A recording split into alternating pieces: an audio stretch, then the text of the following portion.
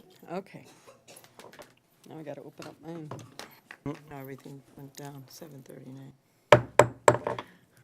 Okay, good evening, everyone. This is the Board of Trustees' regular meeting. It's June 13th, 2017.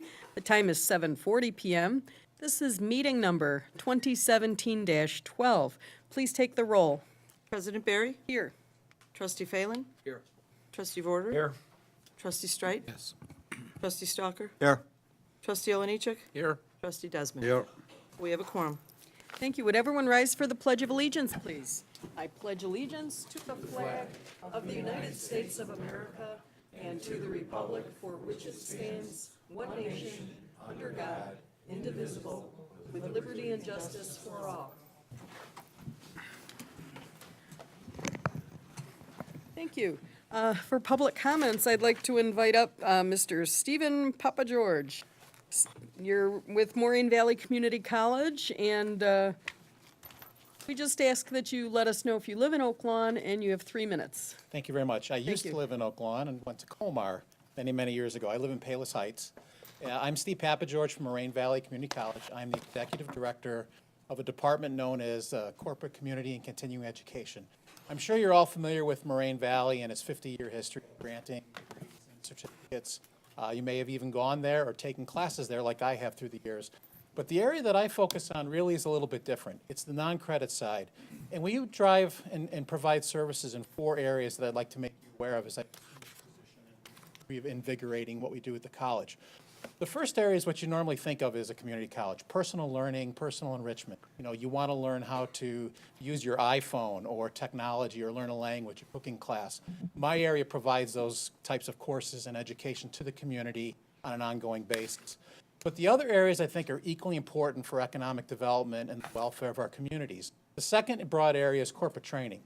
We work with corporations to deliver custom or off-the-shelf training. We also work with individuals that need to fulfill their professional development and certification experiences to keep their licenses, whether they be vocational skill or professional skill, current.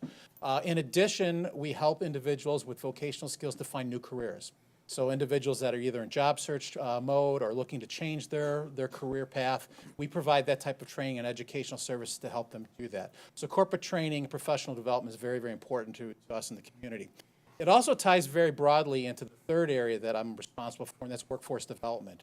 We work with a number of grants through the federal, state, local government, Cook County as well, to help individuals that are in various different stages of transition with career services, training opportunities that are funded through grants, so no cost to the community. That's very, very important to help develop people, get them back to work, and have them provide and for their families as well as contribute back to the community.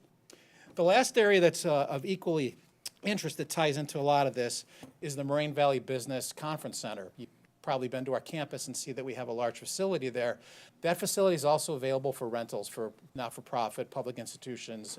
We have a full catering opportunity there for services if people want to cater a meal or snacks, those types of things. So we typically bundle that into the services that my department in the college provides.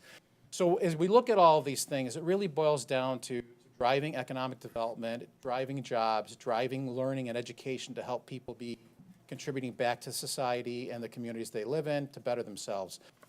Again, I'm responsible for the non-credit side of the house, but a lot of our programs tend to cross. So when people come and work with our area, oftentimes we look to try and ensure that what they do and what they learn can apply to the credit side, because it's always better for them to have a terminal degree, an associate's degree, or a certificate. So I look forward to serving in your community. I look forward to working with you, the Chambers of Commerce. I'm in Palos Hills, right down the block on 111th. I can be reached at 708-974-5407 if you have Can questions. you say that one more time? Sure, 708-974-5407. And I'm happy to take questions or work with any partnerships that you see that seem to make sense for your community. And I thank you all for your time this evening. Thank you. Thank you. Timed it perfectly, 3 minutes, wow. That's pretty impressive. You know, I'm going to take a little break from the agenda just for a minute. I just want to do a little community announcement. We've had a lot of residents complaining about what to do, how they see vermin out there and how to handle it. And Lindsay, Can you come up and introduce yourself, please? Tell us a little bit about what the village is doing to help residents with these issues and how we can work together and stop these issues. Thank you. Yes. Hello, Mayor, Hello. Board of Trustees, and residents of Oak Lawn. My name is Lindsay Heilig. I am a property maintenance inspector with the village. I'm here to provide some information about our rodent abatement program. The village has had a proactive rodent control program for 30-plus years. In the past year, there has been an increase of rodent population due to the very mild winter. This is true to most of the Midwest. Extended cold temperatures result in a lower number of the rodent population surviving through the winter. This situation, combined with the booming construction in Oak Lawn, has caused rodents living underground to surface. We are fortunate to have a flourishing construction atmosphere. However, every time a shovel goes into the ground, something is disturbed and becomes active. In response to this condition, the village has tripled the size of our extermination program. We are enlisting the help of all our residents and businesses to improve our environment by keeping the rodents at bay. For example, please refrain from feeding or providing water for birds or any outside animals. Although the intention is noble, rodents are enjoying the food and water.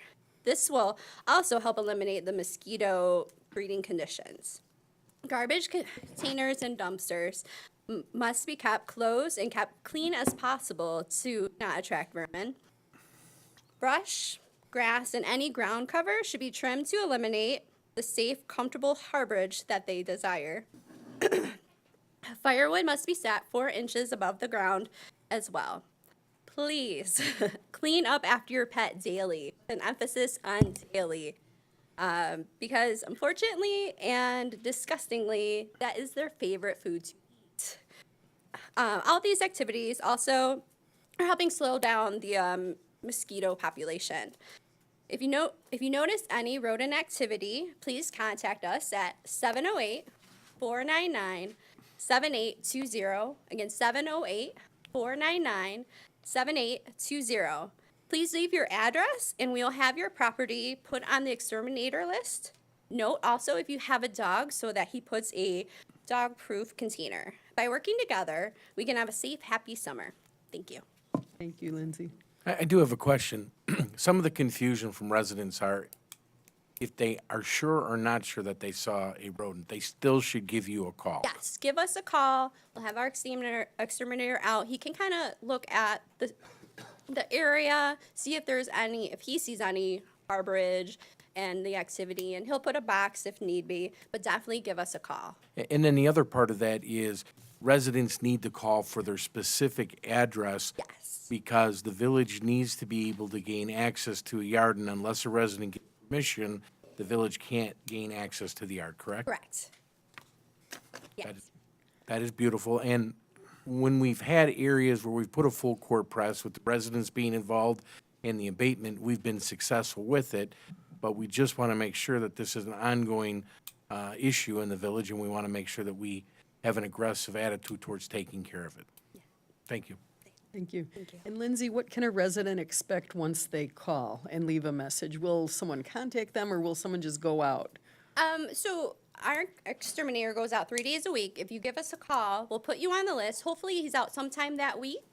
And then you won't have a specific time because he's a really busy guy checking out other. So they may not hear back, but it doesn't mean they're ignored. Right. If they leave their address and everything, there'll be some kind of evidence. You'll see the black box in your yard. And if you have any questions, just give us a call. Lindsay, you're so kind to come here. I know you had to get a babysitter to come give us this message. We really, really appreciate it because with the warmer months, it's important to really get a grip on this. And no one person can do it. We've got to do it together. Thank you. Any other questions for Lindsay? Thank you so much. Thanks. And again, that number is 708-499-7820. So don't hesitate to call. We're happy to help. Item 4 tonight is conflict of interest disclosure. Does anyone have a conflict to disclose with any item on tonight's agenda? Okay, hearing none, I'm going to move on to item 5, a request to approve a community health fair sponsored by Title Max and GenCare Senior Medical Center on Friday, August 11th, 2017, at 10033 South Ridgeland Avenue. May I have a motion, please, on item 5? Motion to approve. Thank you. Trustee Vorder made that motion. Second. Thank you, and seconded by Trustee Stalker. I know, yeah, and we do have some people from the organization. Do you want to come up and say hi and tell us about the event?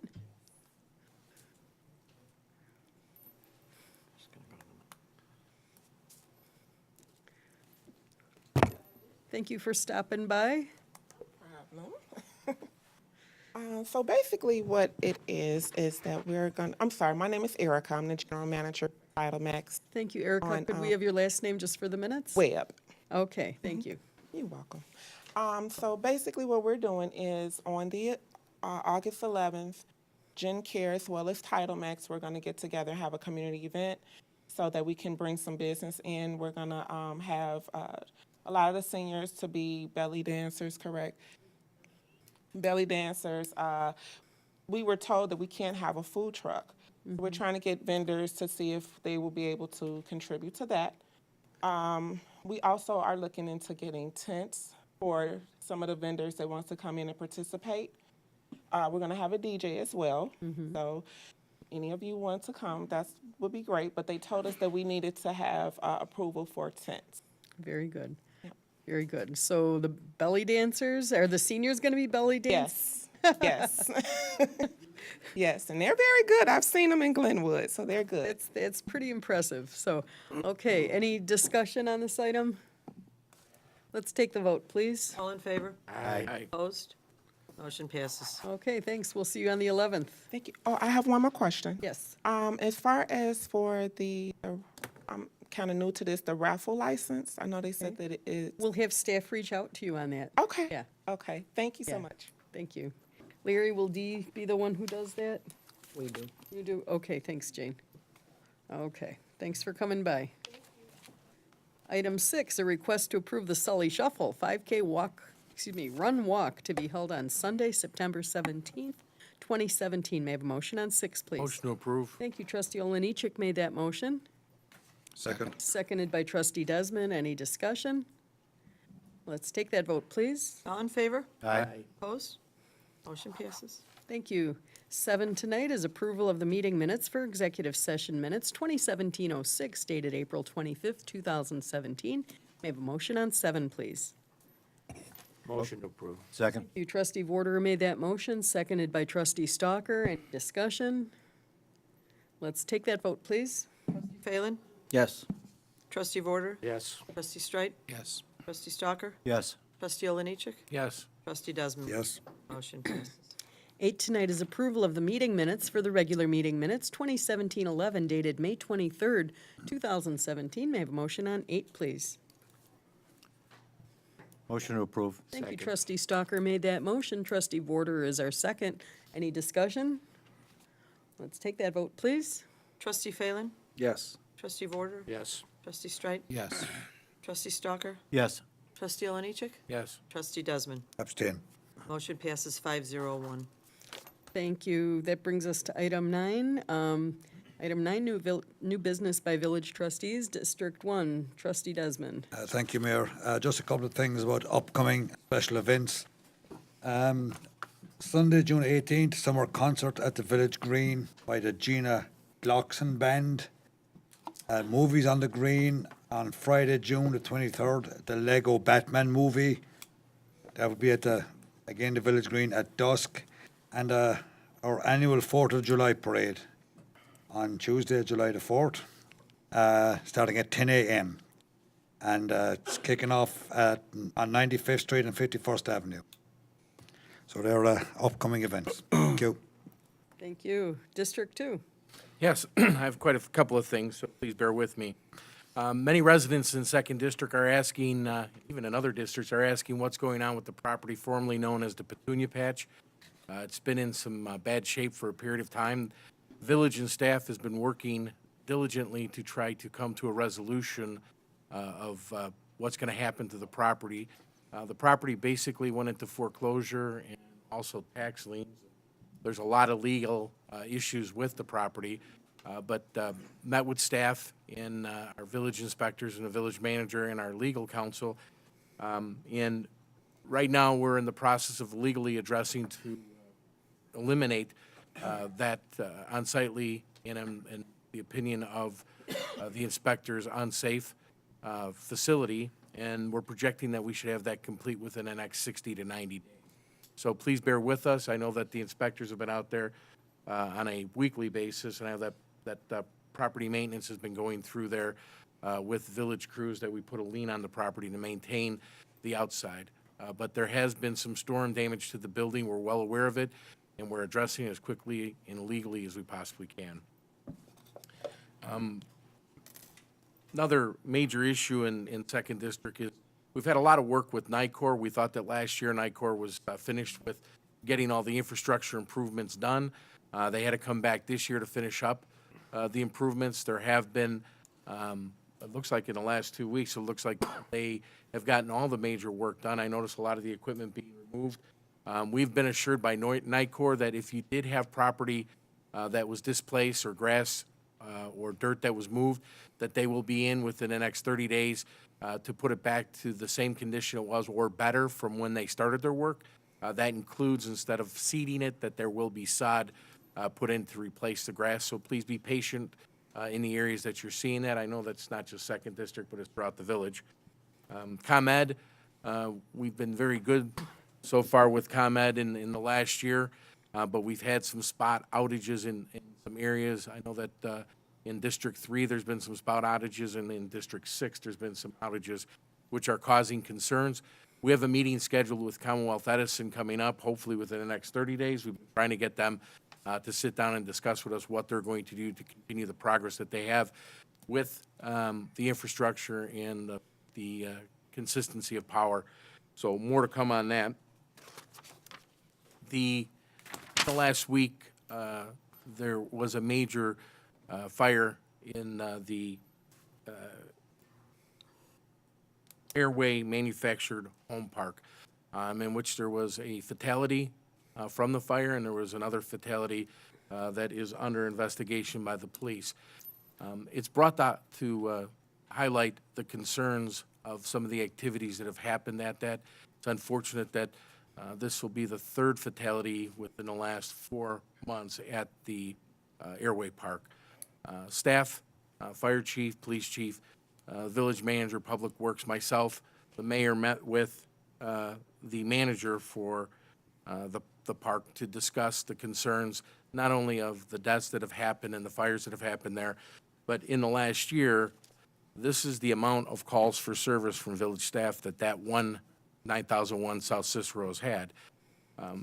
The concern about safety and the issues that are going on in that area is a high concern of ours and has been brought to the attention of the staff of the park. I can only tell you that the first meeting that we had with staff on 6/9/17, in which we were just going over the safety issues with the park and bringing to their attention some of the concerns that the residents and the village of Oak Lawn have. We are continuing to do more research into the frequency and the types of issues that are there. I know that the fire chief, after the last incident that was there, brought up some more safety concerns.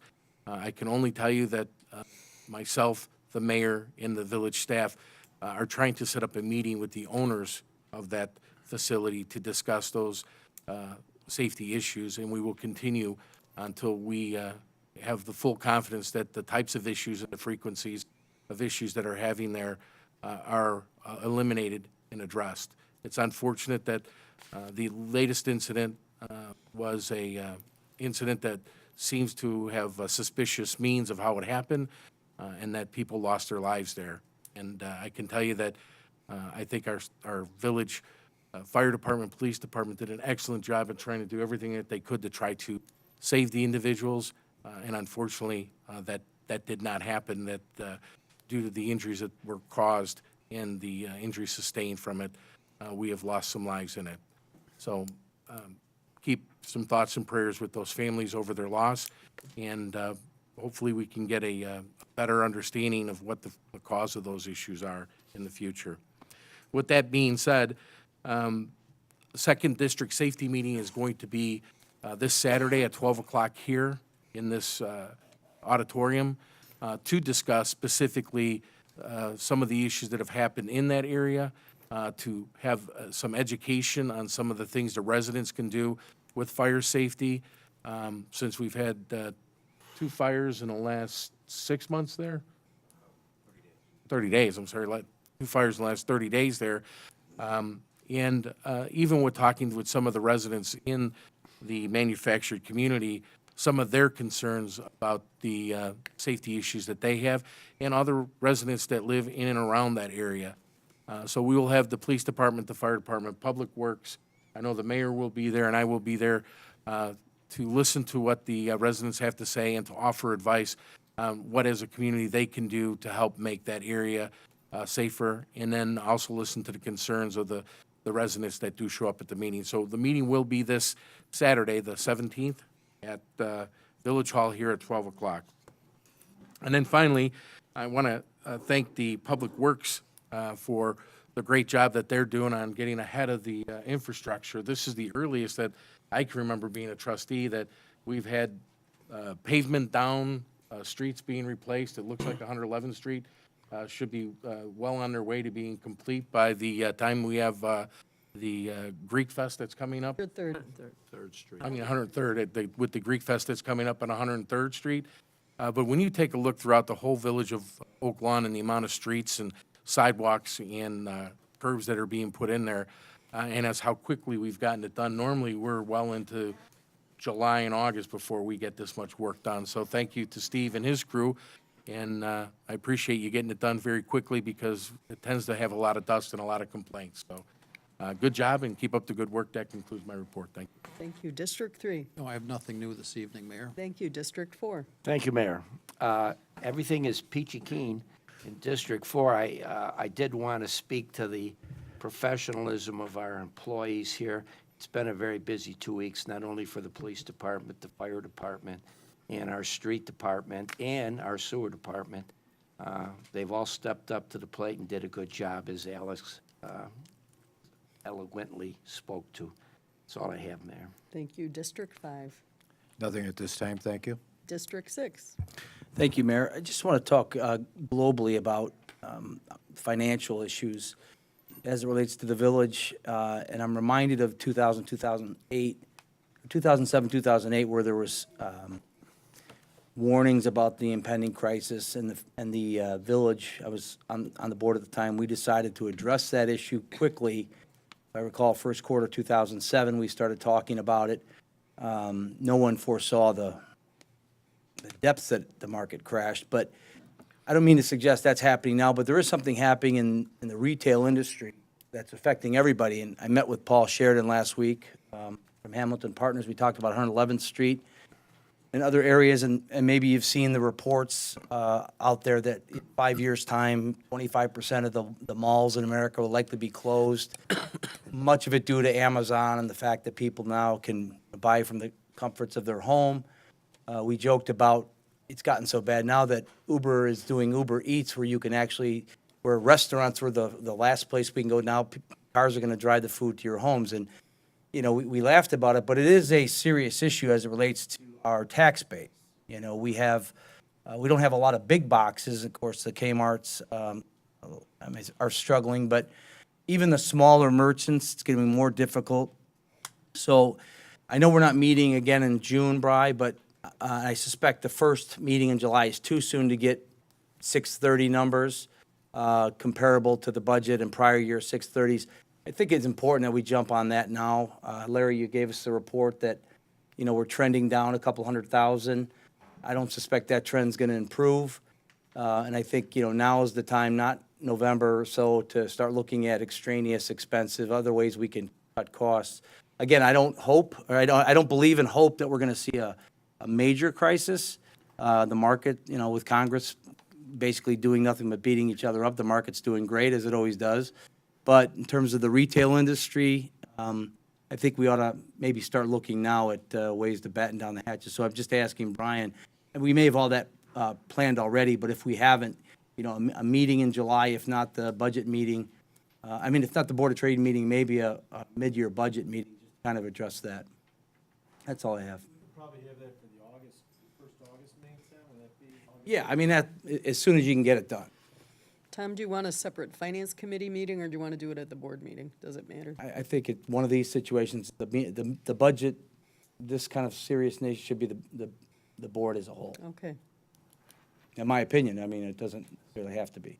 Which is why it would work great at a board meeting or a meeting before a board meeting. Excellent. Thank you. That's it. Okay, thank you. Yeah, super important to shop Oak Lawn. Can't say that enough. Okay, we are moving on to item 10, Village Manager's Report. Larry? Thank you, Mayor and Board. And in light of the Air Park loss of life issue that Trustee Olenichek addressed, I'll keep my remarks on number A brief for members of the public. We start preparing for these agendas 2 weeks in advance. We have a deadline the Tuesday before a board meeting to have agenda items prepared and on this agenda. So that preceded the tragic loss of life this past Thursday at Airway Park. But just as important, the loss of life is the damage to public property that can be incurred. And in the case of graffiti, in the case of vandalism to public property, you often find it's caused by young people in our own community. What I'm going to show you here, we've whited out the names of not only the 2 juveniles who've confessed after quick work by the Oak Lawn Police and cooperation that you get in a small community. So we've whited the names out of individuals that they addressed. So they actually used real names of fellow students in their community in a vulgar and a disrespectful manner. And why I'm showing you that is for those who watch this program, which we find out are many Oak Lawnians, parents, neighbors, we have a zero tolerance. Our Oak Lawn Police Department in this community has a zero tolerance for damage to public property. Now, the cost of this, because they are juveniles, will go through a very successful program called Peer Jury, run through the years through many, many fine volunteer parents, Oak Lawn police officers like recently retired Jim Pachetti, who did an outstanding job, touched a lot of young people in this community to help save them from prosecution and a criminal record going forward. And close to 90% of those students who go through our peer jury do not return to crime. They learn their lessons, hopefully with the aid of their parents, who, by the way, pay for this damage. Now, this will be in the thousands of dollars, something that often young people don't understand. But the cost to clean that up, the cost for the private adjacent condominium complex and their volunteer property association to hire a contractor to remove it from the brick veneer is not $10, not $100, not $900. The cost for the men and women that you as taxpayers pay for in public works is also expensive. So I just wanted to show this for everybody and let you know that we don't ignore this. We have other incidents occurring on individuals' homes, their garages. We've experienced some folks on their brick, also their exterior brick, which is very expensive, difficult to remove, and that becomes a responsibility of the individual homeowners by code, and often their deductible will not cover that repair. And also, they're afraid to go to their insurance companies and report this damage. So I would urge any parents, any other students out there, if you see or hear your co-students, which often we find bragging about it in the locker room or in the hallways, you can report them anonymously, report them to your teacher, report them to your administration and parents, report them to our Oak Lawn Police Department. You can do it anonymously, and we will pursue the case. And in this case, 2 individuals within less than a week with their parents appeared before the Oak Lawn Police and admitted to their act and will go before the peer jury. Thank you, Oscar. Number 2 is direction that the administration is asking from the board regarding our residential solid waste collection and handling service. As the board knows, we enter into a contract with a private company. The current provider is Republic Services. We went out to bid approximately 5 years ago. That contract expires on October 31st. The transition from one company, prior company was Veolia, prior to that was Waste Management, can often be a complex and difficult procedure. That's why we're requesting direction from the board at this time. You have a communication from Republic Services in your package outlining what they are proposing to extend. The existing contract does have an extend provision on it, but that is not the only choice that the board has. They can direct the administration to go out to bid. There are pluses and minuses in any policy decision you have. This is a large decision. It's a $5 million decision. Rounded out, that's what the services are, to pick up, collect, recycle the waste stream in the village of Oak Lawn. We have some nuances in our contract, which Republic is proposing to assist the village on if their agreement was extended. So I'll be quiet and look for direction from the board. Thank you. And if people have questions, we do have someone from Republic here as well, Ernie, if you have questions for him. So, yes, Bud. I've got a question. What happens in years 2 through 5 as far as charges are concerned? Ernesto, could I have you come up to the podium, please? Identify yourself.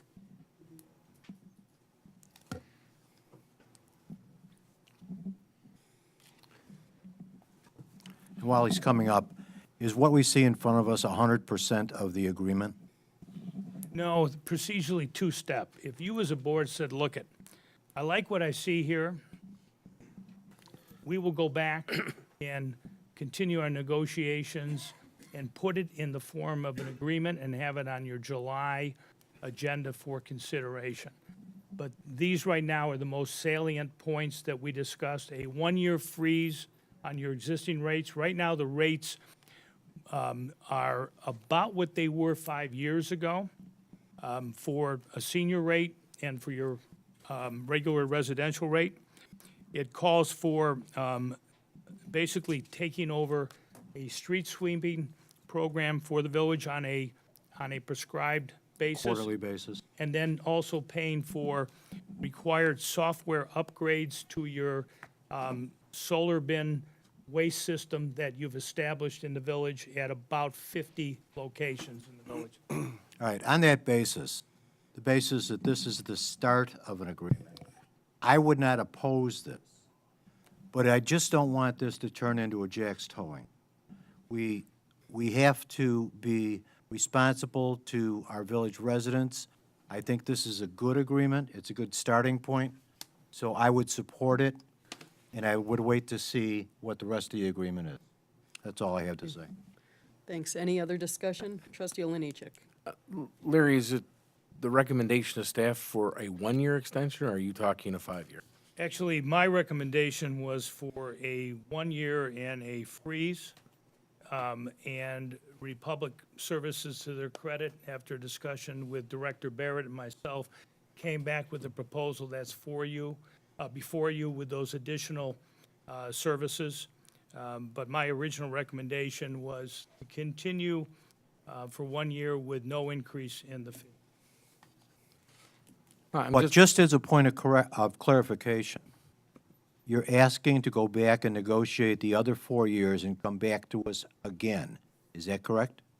The representative is here from Republic, but I would look forward to that opportunity, Mr. Trustee. I would always like the opportunity to continue negotiations. Again, thank you, Village President and Board. My name is Ernie Lopez. I'm the Municipality Service Manager for Republic Services that manages the Village of Oak Lawn. In regards to your first question in regards to the rates increasing year after year, again, we currently use a formula that's put together. In there, I think I put it in the packet on the transportation costs and whatsoever in regards to a CPI rate increase. Again, we know that it's been around, last year was a 2.5% increase. The year prior to that was a 2.2. But again, with these new added services and everything, and that's why we stress the importance of a 5-year contract. Again, we can add these additional costs, quarterly sweeping. I know that's paying big dividends. You're having some issues and concerns with a street sweeper. They're in desperate need of one. We would make this really easy and manageable to do it quarterly. That way we can get it on the website, let everybody know when we're coming and so forth. All the streets would be swept, all the village swept in 4 times a year. In regards to the solar panels, again, that's something needed, new added software and stuff like this, so we continue to use and move on with that Big Belly program. So what you're saying is we would see no increase this year, you would provide those extra services, but no increase. And then next year, we would see whatever your calculator for the CPI is? Correct. One of the issues I have with your CPI calculation is going back 5 years ago when we first started this, the cost of fuel and the cost of doing business, because your largest cost is, besides your labor, it's running your equipment. The actual run cost of your equipment dramatically changed for 2 reasons. Fuel is down at historic low, and the second part of that is you guys were smart enough to get a transfer station closer than what it was from the previous contract that we had. So that reduced a lot of your costs. My only concern is when you look at the calculation that you have is the benefit of getting a 2 or 3 year freeze at this time, I think, far exceeds on a 5-year contract the residents than just taking a 1-year freeze at the same type of CPI that you're looking at. You're actually positive on this contract going back the last 3 years. And when you sign a 5-year contract, no one can predict that, but I would like to see a little bit sharper pencil on that.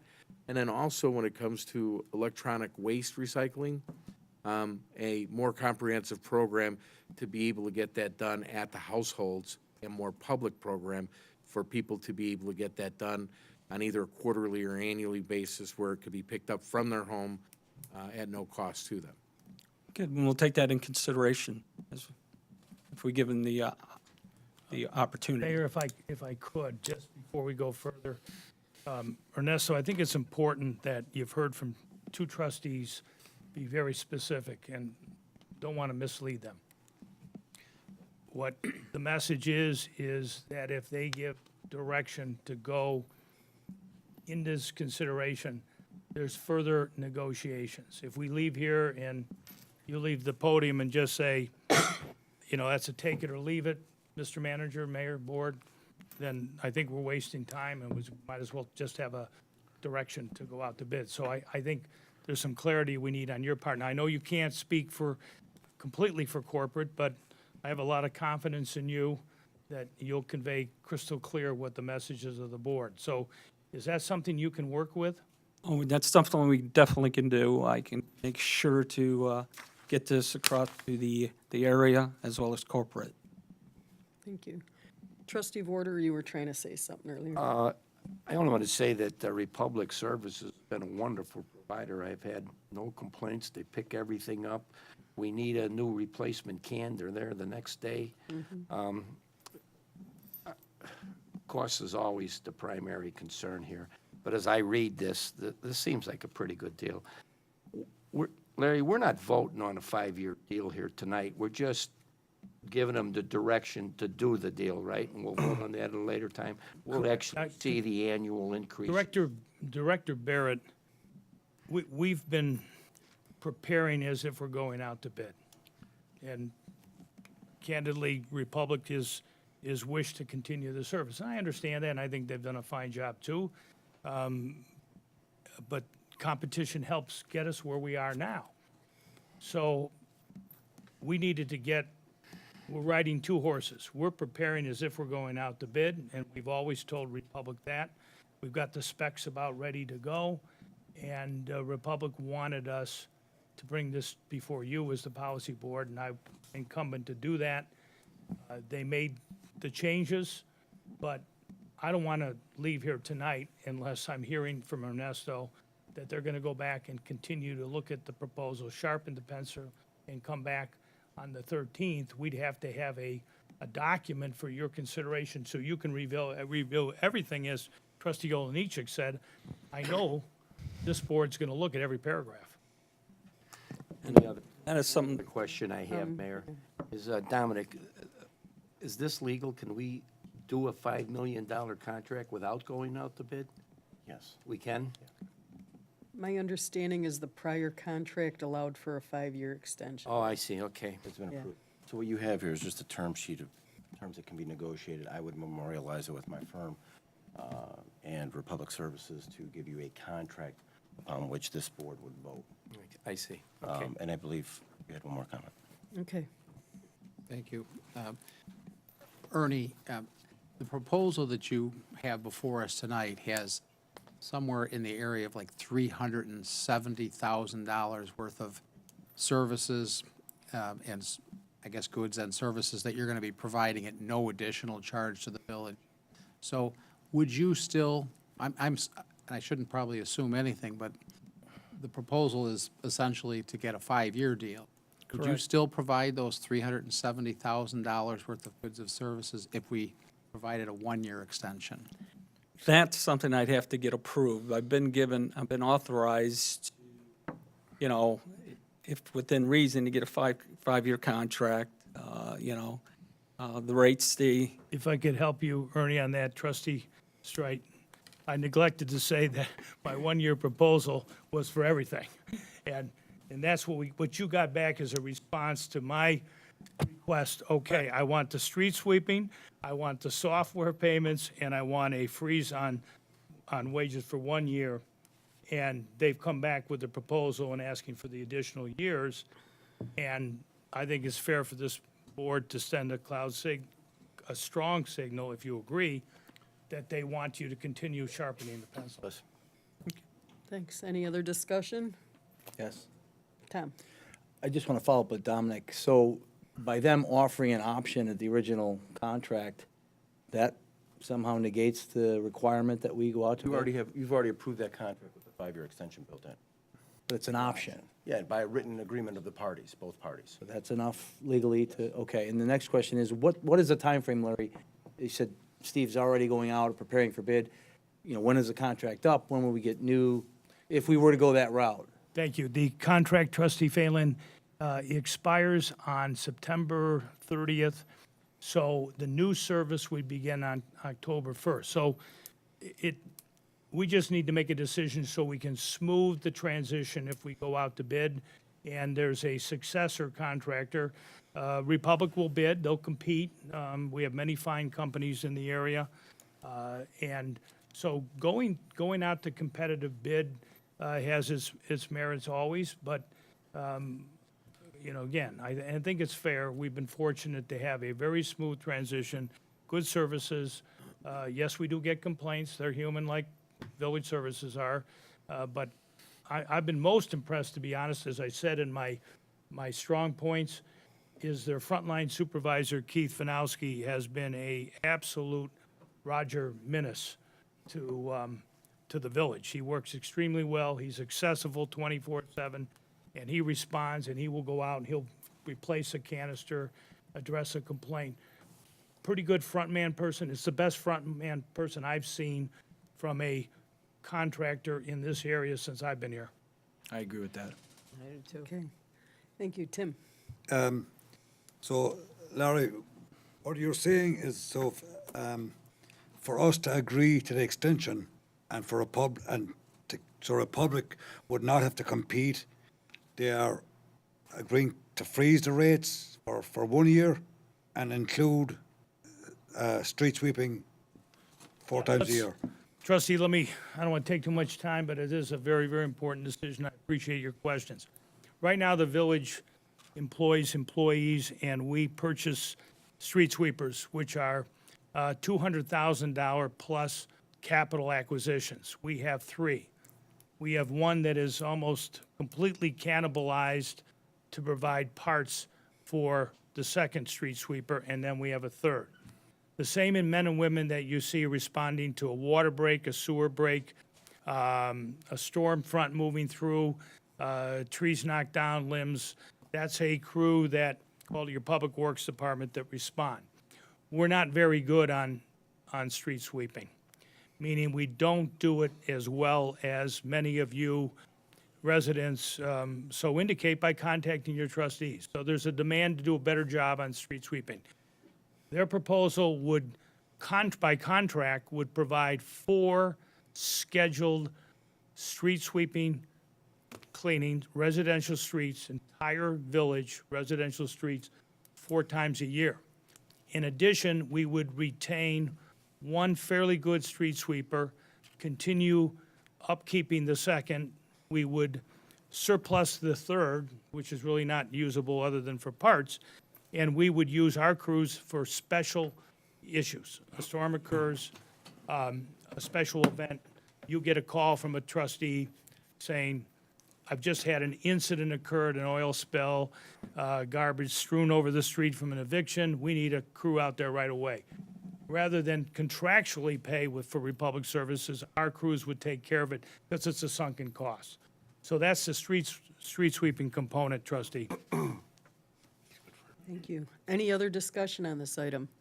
So, does anyone have any objection for, are you looking for consensus, Larry, to move forward? This direction, if you say, continue working with Republic, come up with agreement, I'll inform you on a weekly basis before your July meeting. We'll have a good idea if we're making progress, like in your case, Ernie, when you leave this meeting, I expect communication with Steve Barrett and me tomorrow, Thursday, Friday.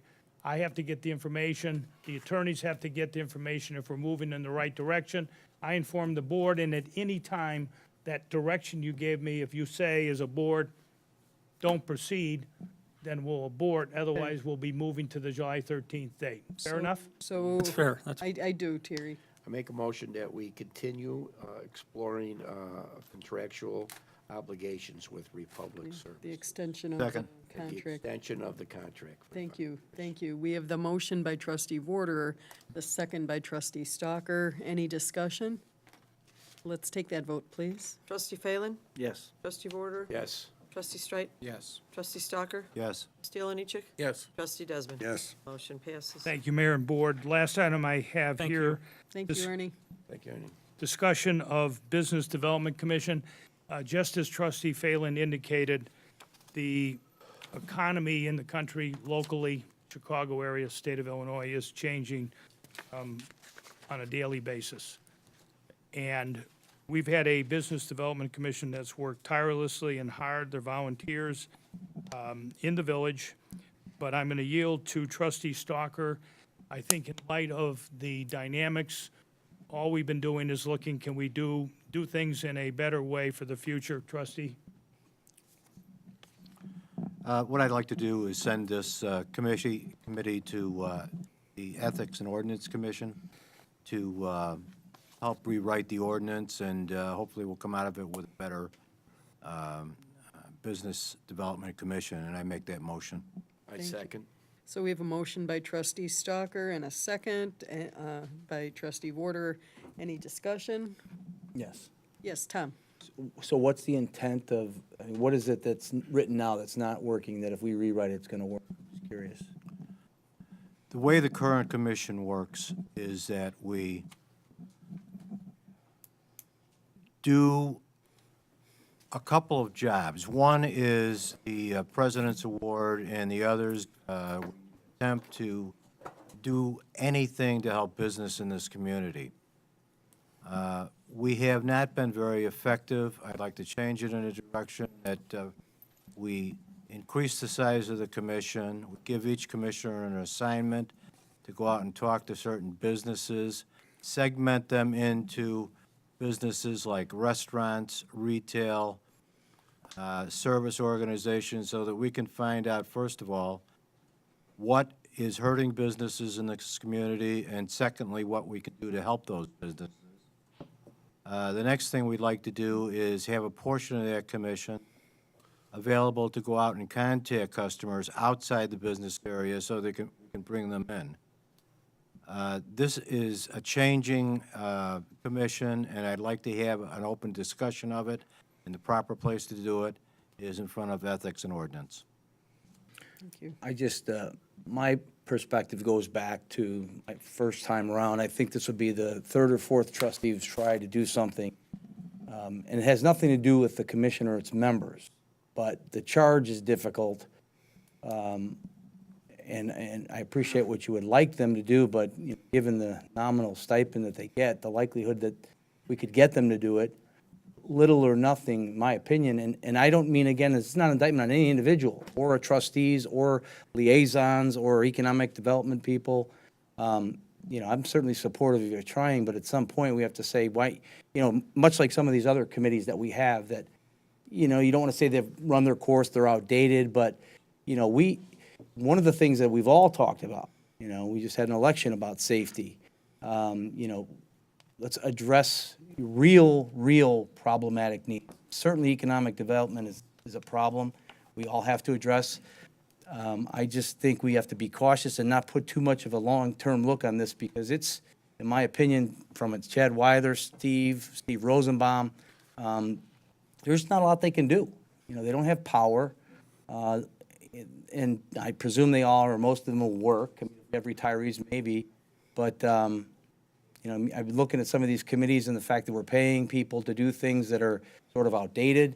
You know, I think we ought to take a global look at all these commissions, what we're paying. And frankly, I was asking Dan, some things we're paying we didn't know we were paying. Some things we're not paying for that may be more important.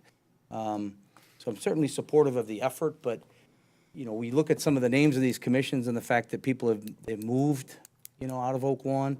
And, you know, I think we ought to, every one of us, all 6 trustees, the mayor, the manager, look at what all the commissions, what they do. Just because they're named something and have been in existence for 30 years, you know, doesn't mean they're effective anymore. You know, the world is dramatically changing. You know, I'm happy to support, but let's be realistic about what we could expect people to do. Yeah. I think that's what we're starting right now. Yeah. Trustee Stalker, I want to applaud you for shifting the focus also from developing new business, which is important, and that you're not going to stop that, but also supporting the established businesses, looking at ways to, you know, improve facades, any kind of thing we could be doing. I really appreciate the fresh look, and I'm optimistic. Yeah. We'll see what happens. Okay. Larry? That's all I have, Mayor. Okay. We had a motion on to send that to legislative relations and ethics. I don't think he needs to act on a board. Okay. They can set made a their own motion, that's all. agenda. Just clarifying. Yeah. Do we need to vote on? On agenda. Yeah, they set their own agenda, so, okay. Okay, thank you. No village matters, Larry? No, Mayor, thank you. Thank you. That brings us to 11, which is ordinance 171228, prevailing wage ordinance. May I have a motion, please, on that item? Motion to approve. Thank you. Trustee Stalker made that motion. Second. Trustee Desmond is our second. Any discussion? Let's take that vote, please. Trustee Phelan? Yes. Trustee Vorder? Yep. Trustee Straight? Yes. Trustee Stalker? Yes. Trustee Oliniechek? Yes. Trustee Desmond? Yes. Motion passes. Thank you. 12 tonight is ordinance 171229, ordinance providing for the issuance of not to exceed $25 million general obligation refunding bonds of the Village of Oak Lawn, Cook County, Illinois, for the purposes of refunding the village's outstanding general obligation loan dated August 16th, 2012, as well as repaying funds advanced from the village's general fund, providing for the levy and collection of a direct annual tax sufficient to pay the principal and interest on said bonds, and authorizing the sale of said bonds to the purchaser thereof. May I have a motion on 12, please? Motion to approve, Mayor. Thank you. Trustee Vorder made that motion, Second. seconded by Trustee Stalker. And Dominic, did you want to? I did have a point of clarification. Thank you. Ordinarily, the ordinances you see will have first of all, this was stapled to item 11 in your packets. Ordinarily, the packets and ordinances you have will have a cover sheet. And this particular one does not. I've had an opportunity to confer with Pat Connolly, who has worked on this ordinance, and the reason this appears different from the others they're used to seeing is this is the format that was approved by bond counsel, including the minutes page and the ordinance itself, and then, so there are about 11 attorneys on this, and that is the reason that it appears different in form. The substance everyone's gone through with a fine-tooth comb, and so this is the form your bond counsel has recommended. So the substance is accurate, it's just the formatting looks a little bit different than you're used to, because it lacks the cover page. Could you characterize those cover sheets as being informational and not germane to the subject we're voting on? Absolutely, it's form over substance, so all it is a cover sheet, it would be the cover on a book, the contents of the book would Or a still remain. fax cover sheet, yeah. Right. Can we have our bond counsel conform to the way we do things moving forward? Jokingly around. It's confusing for Jane and the people in the clerk's office, I actually right? questioned it when I saw it, and then when I read it, Yeah. I remembered we've done It it. did all look like one. Right. See that make Right. mistake, so. Right. And I'll broach that with Pat, but bond counsel and the other 10 sets of attorneys on Yeah. the deal have their format.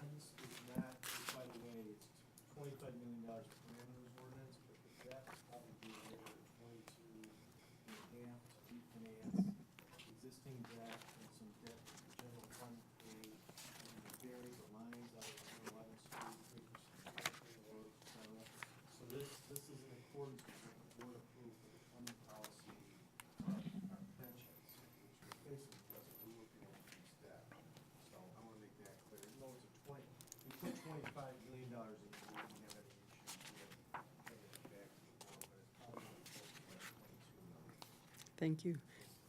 Any other discussion on item 12? Tim? Yeah, Brian, can you explain this, again, in layman's terms, this line, providing for the levy and collection of a direct annual tax sufficient to pay the principal? That's just to connect that to the annual levy, Tim, that you as a board approve of our budget. So, Yeah, so it's no new tax. yeah, we tried to do this, Tom will know this better than anyone, but we tried to do this as a non-GO credit, meaning wrapping the village credit around the debt, and basically have the revenues of the 111th Street tip to pay the debt. The problem is, in today's market, those are very tough deals to get done if you purchase for people to buy, so the rate would be so much higher. So this is just to put it in the general fund, which means when you as a board approve the levy and the budget every year, this will be a line item on that levy, just with all of our other debt. So that's, the whole thing is going into the general fund? The general fund will be responsible for it, yes. Okay. That reduces, trustee, the risk for an investor and therefore in turn reduces the interest rates and reduces the overall cost. And again, we're not borrowing more. In order to chicken egg, to kickstart Stony Creek Promenade, we had to acquire land, we were incurring costs before the revenue stream. Before you can get Mariano's up, paying taxes, Cooper's Hawk Restaurant, et cetera, you had to acquire the land, do the demolition, relocate, in some case, some tenants, and do the deal. There were approximately 9 property owners we had to deal with, and then the infrastructure. The difference, Tim, is it's about 1%, so this debt will probably get placed in somewhere in the neighborhood of 3.8 to 4.1%. If we did it as a revenue bond, which means it would have been tied to the credits out at 111th Street, so the cash flows from those property taxes would have been closer to 4.5 to 5%. And it's about $22,000 a year over, not just that, the current year, but over 20. We're gonna place the debt for about 20 years, because the TIF has about 20 years, formed the TIF out there on 2014, so it's about 20 years that the debt is out there. Thank you. Thank you. Any other discussion on item 12? Let's take that vote, please. Trustee Phelan? Yes. Trustee Vorder? Yes. Trustee Streit? Yes. Trustee Stalker? Yes. Trustee Oliniechek? Yes. Trustee Desmond? Yes. Motion passes. 13 is ordinance 171230, an ordinance of the Village of Oak Lawn, Cook County, Illinois, authorizing and approving a purchase and sale agreement for the property commonly known as 11006 South Cicero Avenue, Oak Lawn, Illinois, by and between the Village of Oak Lawn and Stony Creek LLC. May I have a motion, please, on 13? Motion to approve. Thank you. I'm sorry, was that Tom? Yes. Second. Okay, thank you. Tom, District 6 made that motion, seconded by trustee Stalker. Any discussion? Matt, Yes, this is a straightforward purchase and sale agreement. can you introduce yourself for the record? Matt Welch, Special Counsel Thank for tax increment financing issues. It's Thank you. a straightforward purchase and sale agreement. This is the last parcel in what we call Phase 1 of the Stony Creek Promenade. This is the parcel that was carved out from the sale a couple of years ago. The purchase price, or the sales price, is $471,544. That represents a 6.15 capitalization rate on the village's revenue stream, which is, again, 20% of the total rents that are received. This cap rate was obtained. Hamilton, in conjunction with the village, Hamilton Partners went out and requested bids from multiple real estate investors. We did receive one that was lower at 5.9, but due to some interest rate issues, that deal fell through. There was, the next lowest was 6.15%. And lower is better. Right, a lower capitalization rate equals a higher purchase price. Hamilton. Matt, if I could just trouble 1 second, I see some puzzled faces. The terminology purchase and sales agreement is a document. You have a seller and you have a buyer. We are selling. Go ahead, Matt. Yes, so Hamilton stepped up and said, based on the bids that were received, they were willing to offer a 6.15 capitalization rate to the village and save the village broker's fees. This resulted in a net purchase price that was higher than any other bids that were received. One thing, Matt, there's also, the 471 is the village portion of the purchase price. The purchase price for the property is actually 2.3 million. The 471 is the split out there was 80-20. Right. Just want to make sure. Well, at this point, Hamilton Partners is not selling their portion. They're buying our revenue stream. That's fair. All I'm saying is this is our 20, because someone's probably asking, well, 471,000, that seems cheap for that property. Keep in mind, we own 20% of it, so. Thank you, Brian. Thank you. Any questions, any discussion? Okay, let's take that vote, please. Trustee Phelan? Yes. Trustee Vorder? Yes. Trustee Streit? Yes. Trustee Stalker? Yes. Trustee Oliniechek? Yes. Trustee Desmond? Yes. Motion passes. Thank you very much. 14, a request to approve the Traffic Review Commission referral for a yield sign at 102nd Street and Harnoo Road East. This was a 501 vote to approve. TC 1252 SS. Kathleen Menarek is the petitioner in District 3. And then we have an ordinance granting that request with item 15. May I have a motion on 14 and 15, please? So moved. Thank you. Trustee Straight made that motion. Second. Seconded by trustee Phelan. Any discussion? Let's take that vote, please. Trustee Phelan? Yes. Trustee Vorder? Yes. Trustee Streit? Yes. Trustee Stalker? Yes. Trustee Oliniechek? Yes. Trustee Desmond? Yes. Motion passes. Thanks. 16 tonight is ordinance 171232, an ordinance amending certain provisions of Title 9, Chapter 4, Section 2 of the Oak Lawn Village Code entitled Water Rates and Charges. May I have a motion on 16, please? Motion to approve. Thank you. Trustee Vorder made that motion. Second. Seconded by trustee Stalker. Any discussion here? I think it's important to point out that all we are doing here is passing on the costs from the city of Chicago to the village of Oak Lawn. It's not us raising water rates. Correct. The city increased the charge to us, so we have to pass it on. Thank you. Let's take that vote, please. Trustee Phelan? Yes. Trustee Vorder. Yes. Trustee Strike. Yes. Trustee Stalker. Yes. Alonichek. Yes. Trustee Desmond. Yes. Motion passes. Thank you. 17 is ordinance 171233, an ordinance waiving the competitive bidding requirements and authorizing the purchase and subsequent capital lease of one 2017 Ford E350 Cutaway 12-passenger bus with wheelchair from Hawk Ford. May I have a motion, please? Motion approved. Thank you. That was Trustee Oliniechek making that motion, Second. seconded by Trustee Stalker. Any discussion? Just want to question, Brian, this is a lease? Says it. It says capital lease. All right. Just Thank want to you. make sure. Thank you. Let's call that vote, please. Trustee Phelan. Yes. Trustee Vorder. Yes.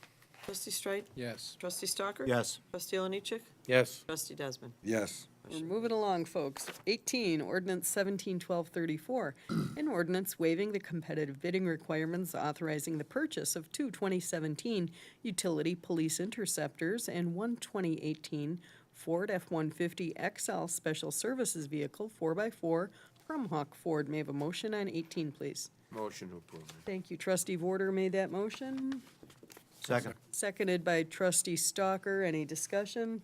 Now, this says it's a purchase. Is this a purchase or a lease, Brian? 18. Yes. Everything on here this is, well, I'm sorry, these vehicles are being purchased from the, confiscation fund, so these are actually gonna be. So we're using the confiscation fund to make the purchase of, There's 6 vehicles that are gonna be before the board, 3 of them, which are these,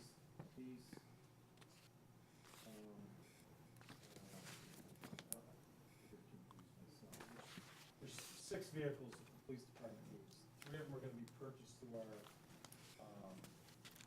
drug fund money, through the police investigations fund. These 3, I think, are gonna be purchased as a lease through the general fund. That's the way it's stated here, yes. There's only The two. only thing, to Alex's point, this should have the word lease. I got it. 3, okay. I guess I would ask that we just put that verbiage in. So did you say this was a lease, Brian? Okay, so item 18, I need a motion to amend to, Same language as up in 17 is my point. I need a motion to amend item 18 to reflect the word lease as it's worded in item 17. Who made the motion? I made the motion. Thanks. I modified the motion to change the word to To amend, lease. I okay. second it. Thank you, Trustee Vorder made that motion, seconded by Trustee Stalker. Any discussion? Yeah, I just want a point of information. I've asked before why we don't go out for competitive bidding on these vehicles. We get a government rate, no tax, we use a local businessman, and this is the best possible price we can get anywhere. So there's no need to go out and bid. Is that correct, Brian? Correct. We get it's called state price, and that's why we get these vehicles, my earlier point, are being purchased through Hawk Ford, and they hear the state pricing. yeah, but we also, as a village, have made an ordinance that allows us to vary that to keep monies locally. Hawk Ford's been a great trading partner on this one, but the whole goal is to keep our money, our taxpayer money locally, doing the best that we can for the taxpayers. I agree, it just doesn't cost us any more Right. not to go out to bid. That's all. That was my point. Thank And you. we use a local business. Tim?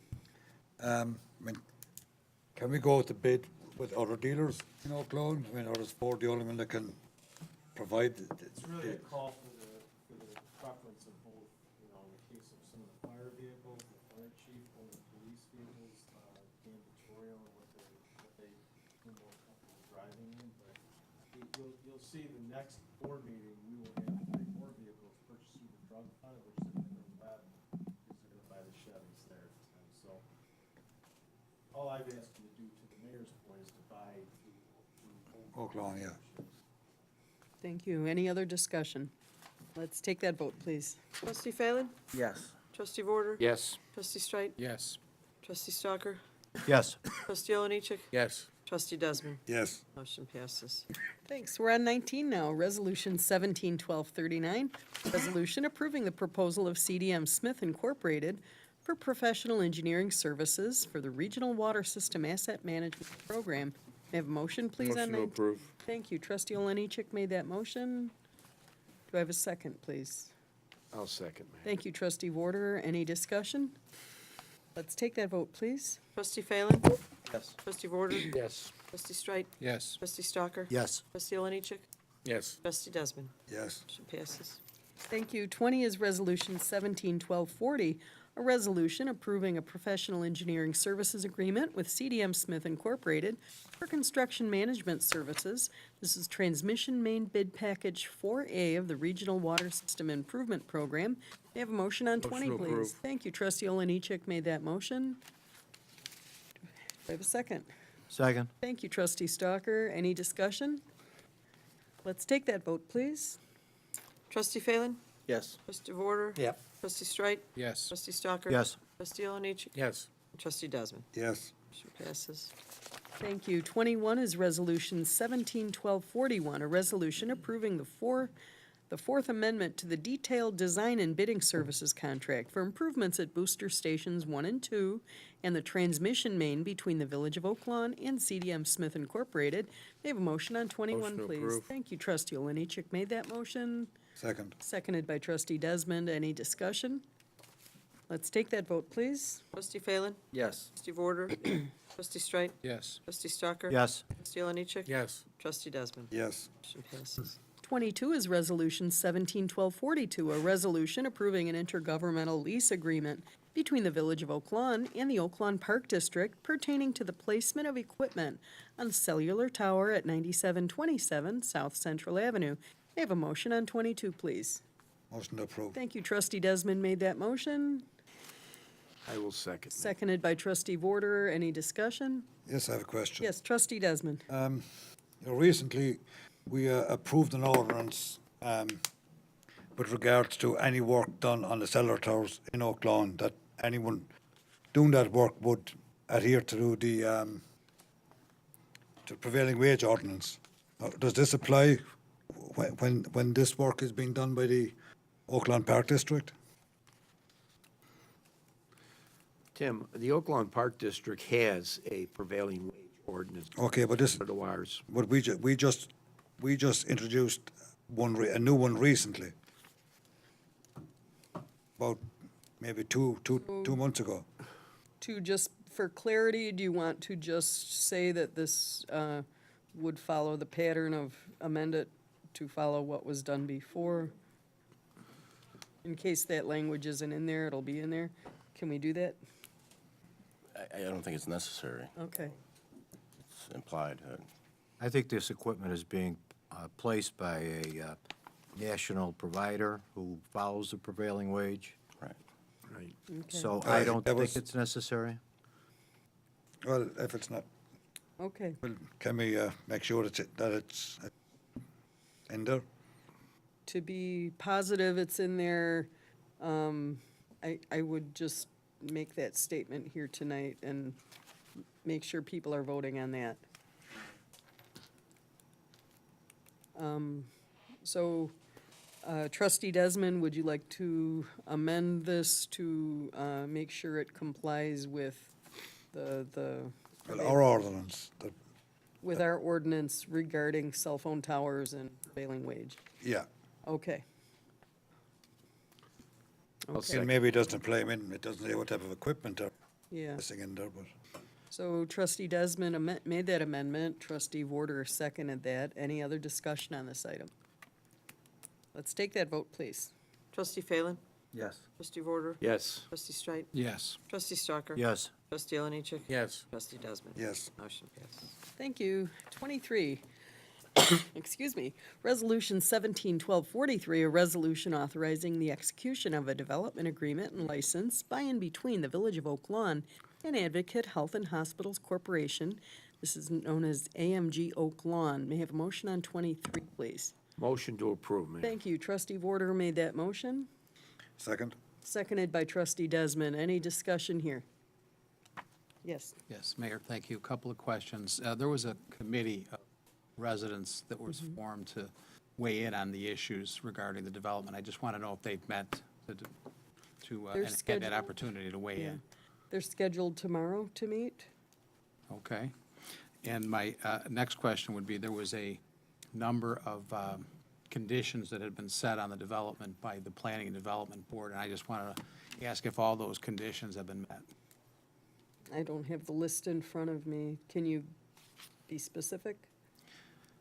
Well, I don't have it in front of me either, but there was a Okay. number of conditions, like. That would be yes- helpful to know what. Okay, what well, you'd like. let me do my best. Okay. I know that there was, one of the conditions was that there was a parking agreement in place with Metro that 105 spaces would be available for the development. Is that finalized? Larry? Make sure I understand the question.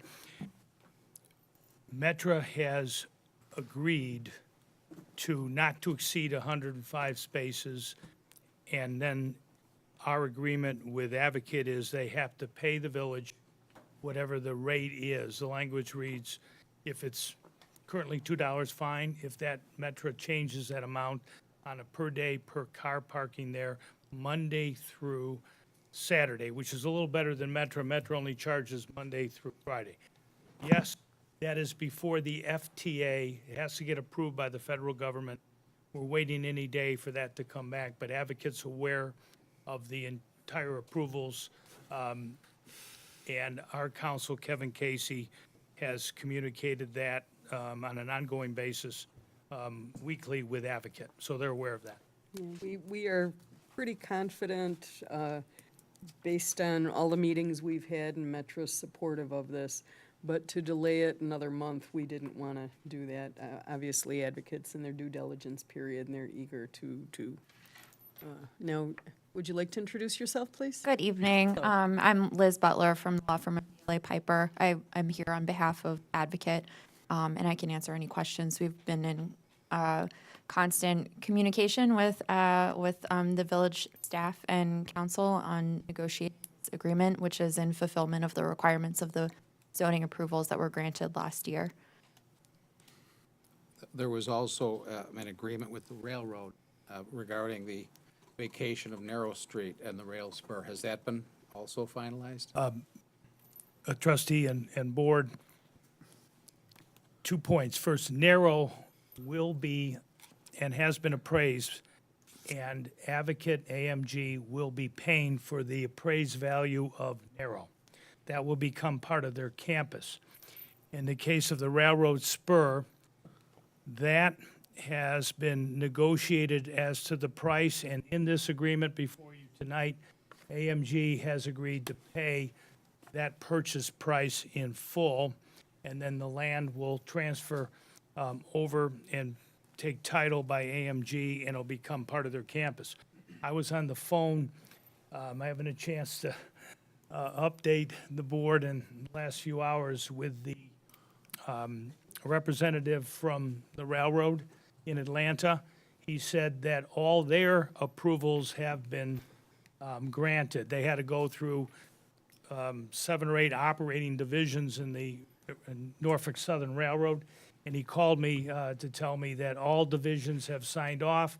He expects the purchase and sales agreement to be forthcoming. The removal of the railroad spur, the actual steel, that's the responsibility of the railroad. I, again, reiterated that.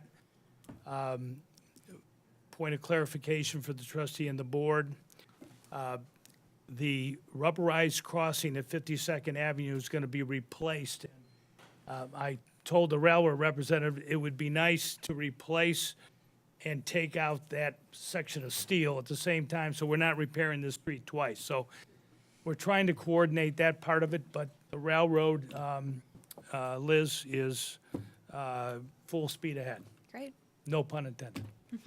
Yeah, and I just want to say, you know, the pieces on this have been crazy, and without the help of Congressman Lipinski and many angels throughout, you know, it would just be very hard to accomplish these things, so. Two more quick points. Sure. One is, Liz, can you pretty much assure us then that the number of parking spaces that are being provided will be adequate for the facility, and there won't be any sort of effect on the residential neighbors that are joining the facility? What's before you tonight is a license agreement for a use of parking spaces in the Patriot Tower, which is in fulfillment of the zoning approvals. And you attended all of the zoning committee meetings.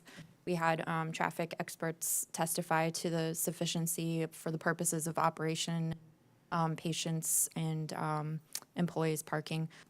So yes. Yes, that's a yes, thank you. And then the final question would be, has the tax exempt status of that facility ever been determined?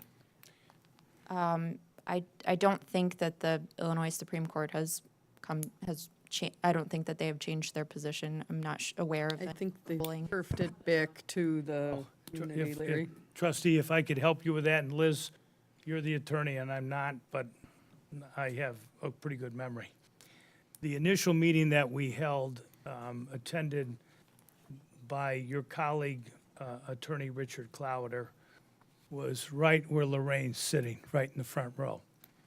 And at that table, quote unquote, he said, "Mr. Manager, you'll be happy that I have opined that this development is taxable."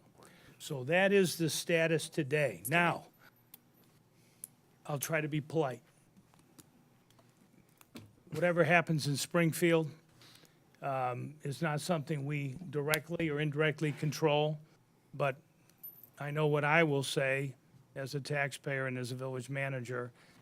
This is a clinic that needs to continue to be on the tax roll, no different than for-profit clinics throughout this community that have done a fine job.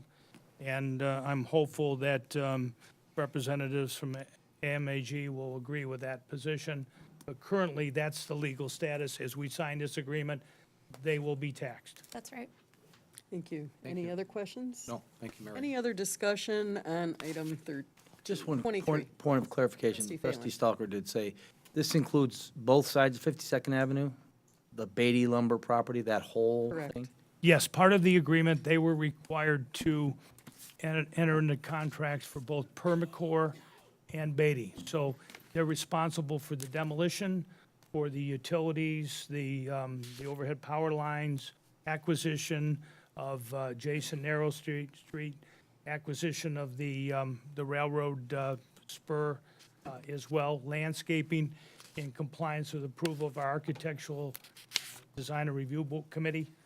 And they also have to pay the village for some on-site on 96th Street. There's a few spaces there, they're in the public right-of-way, but they will have to pay the same way they pay for the parking spaces, not to exceed 105 on the rooftop. But I'm specifically talking about the property west of 52nd Avenue.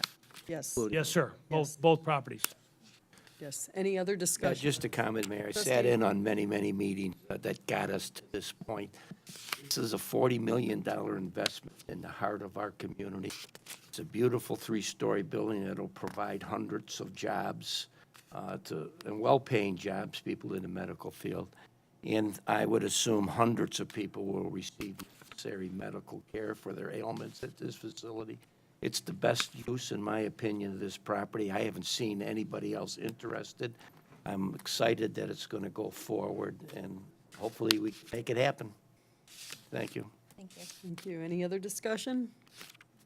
And again, I want to thank staff for working so hard, and again, Congressman Lipinski. Let's call the vote on 23, please. Trustee Phelan. Yes, excuse me. Trustee Warner. Yes. Straight. Yes. Trustee Stalker. Yes. Trustee Lennichuk. Yes. Trustee Desmond. Yes. Motion passes. Thank you. 24, resolution. Excuse me, Mayor. Yes. Do you think we could bump up these two businesses here that are waiting on, Okay, I would need a motion to advance items, just closed. Tim,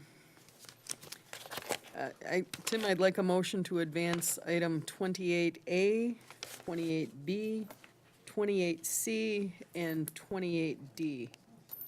So move. Okay. Second. Thank you. That was, Tim, did you make that motion? Trustee Oliniechek made that motion, and Second. Trustee Stalker was second.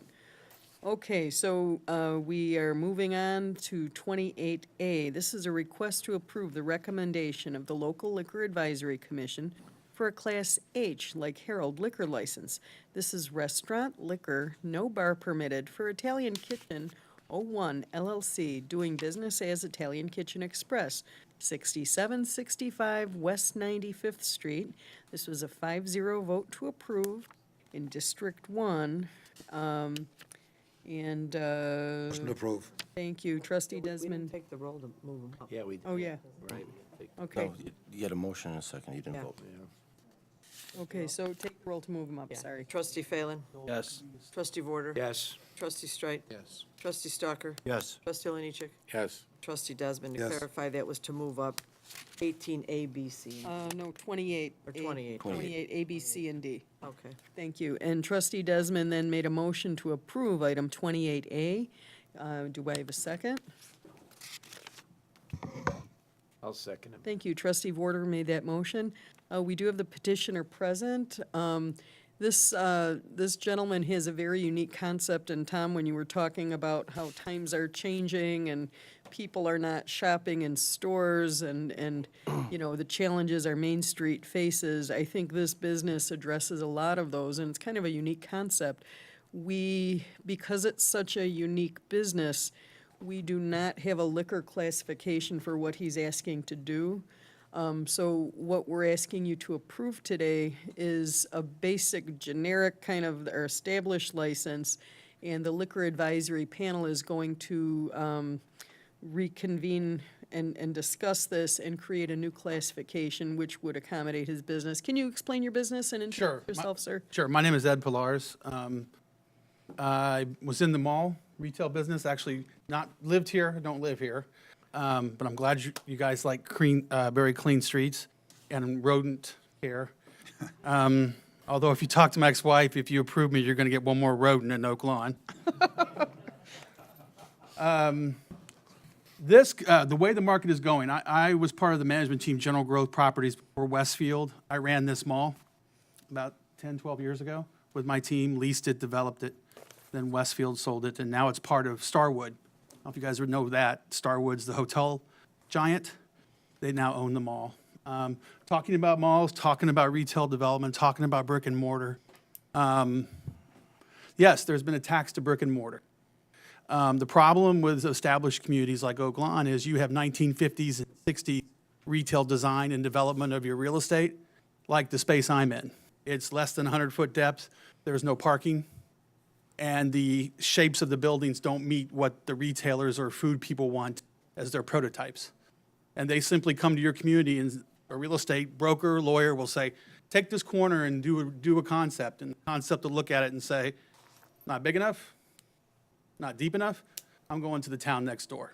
So a lot of the struggles with brick and mortar are inherent. Also what the struggles are is the attack from Amazon, the attack from all the other sales from the web, and the millennial generation, which is basically anybody under 30, and how they shop and what they look at, and it's off of this. So what you've seen begin to happen in the food and beverage business, and especially in restaurants and entertainment, is an attack on the brick and mortar. Someone mentioned Uber Eats and the delivery. So you've seen, if anybody's shopped or been on Blue Apron on the web, or plate.com, but you can go in and order a full meal, and it's on your doorstep the next morning with instructions on how to cook it. That's a very high margin because there's actually very little cost in providing that. But most of them don't have same day or next day at an affordable shipping rate because they don't have enough distribution centers yet. This is my concept of Italian kitchens, is because I only have 8 parking spaces, I'm only gonna have 16 seats inside, and you'll walk in and there'll be an express line. If anyone's seen a Papa Murphy's, they're beginning to come to Chicago, where you walk in and you build your pizza, and at the end they say, you want us to bake it? No, okay, you take it home and bake it, and you're gone. If you want us to bake it, you gotta wait 10 minutes. My concept is you'll come in and be able to do that with pizzas and subs, but my main center of the store is pre-made meals. So you can come in and say, I want spaghetti and meatball for 2, 4, or 6. We box it, you take it home, you can make it. Or you say, you know what, I'm too tired tonight, Ed. You know, once you make it, I say, have a seat, have a beer, have a glass of wine, it'll be ready in about 12 minutes. Also, you're going to see, and what we're asking for is the city of Chicago, about 2.5, 3 years ago, and Downers Grove, and it's in front of a couple of the villages, are allowing your brick and mortar people to deliver alcohol. That you can call or go on my website and order and say, you know what, give me a bottle of wine, give me a 6-pack. Many of the restaurants are now delivering cigarettes in Chicago. And the other trend on the coast now is that those restaurants and brick and mortar locations are doing, maybe you need more napkins. I mean, they're adding more and more things to save their brick and mortar locations. Mine is a full service, come in, get out. And so also if you came in the building, you'd be able to do packaged liquor as well. And right now, villages like yourself, I can go home on the web, I can go out in this parking lot and buy 3 or 4 cases of wine in California and not pay any local sales tax and have it delivered to my house. I know the demographics in this market very well. A lot of my sales are going to come outside of your village, and you'll be the ones collecting those sales and liquor taxes. I recommend you increase your sin taxes from the data, what I'm seeing in the industry. I study actual credit card spends of customers. And everybody, because of all the turmoil in America, I'm not picking a side, everybody's going to escapism in the last 6 months. Liquor's up, tobacco's up, Vegas is up, Atlantic City is up. I'm just telling you, the crazier our society gets, the more all of us, well, you can tell, the more of us want to go home and drink and have a nice meal with our families or escape. Oh, that's a So this concept of what Blue Apron and Plate are doing is being brought to on a local level. I told you totally think that to support local businesses like myself coming here, if you have a festival, if you have a parade, nothing pisses off your local guys like me that I drive by and there's an Italian restaurant with a giant booth from the village next door. Or there's a food truck. I'm just going to say for law enforcement, when I'm here, I'm out of town. If you do have a food truck in Oakland and something happens, I wasn't here, okay? Because those have been death to brick and mortar guys. We spend hundreds of thousands of dollars to be in a community, and somebody gets a $300 license temporary to come in your neighborhood on a big weekend. But Ed, sorry to cut you off, but to get back to your concept. The reason I moved you up is because I have to leave for work soon. Well, I've just been sitting here for 2 hours loving about clean streets and rodents. I mean, you know. So, Someone could come in and, It's very different because I'm asking for delivery, package, in-house service of beer and wine. And I think I'm the first maybe, but I think you're going to see this more and more from your brick and mortar operators. And the village has been great. The attorney there, they said, we'll write something for what I want to do. And the delivery system, I want to say, is you take out your Illinois license. They're doing this in Chicago. Take out your Illinois license, driver's license, and turn it backwards. You can scan it, and that records age. And so you verify it. I've got a question for the mayor. Yes. Where's the liquor commission on this whole process? Are you asking for permission to investigate it? So what we wanted to do today, just to get him up and running, he has a lease, he's eager to open, this allows him to open. And the Liquor Commission, Liquor Advisory Panel is looking to make a recommendation for your consideration next month, which would include this delivery component and these other elements. Okay. Yes. So But we don't are have it in being our code. asked to allow him to open without liquor? No, this is a request for a Class H liquor license, which is a Doesn't restaurant. No, the Class H does. It's our stock kind of license for a restaurant. But what he's doing is kind of pushing the boundary a little bit beyond what our code is. So we don't have that code yet, but we'll have it next month. Let me, as a point of clarification. Yes. Right now, I can go into a store and buy it myself. Or I can send a taxi cab driver to a store to buy it for me and bring it to my house. And that's legal. Yes, I Yes, in suppose. Oklahoma, everywhere. So, yeah, but, you know, Are you you want. following the same logic here that? You want the checks and balances, and I love a comment Trustee Desmond made, was like, okay, if someone's sitting around the house enjoying a drink and they want more drinks, you don't really want them going out to drive. It's better to have it come to them, you know, and that makes Hard to push sense. this as a safety issue. Please try. You know, I think But we I- need more meat on this bone, but, you know. Yeah. That's not, we're not approving that tonight. Right, that'll be on next month. And We'll what have all happens that, if He starts the business, runs a business, really likes it, and we say, wait a minute, we don't like something that's going on here. Well- Are we allowed to pull it back then? I mean, well, I have with, to renew my license every year.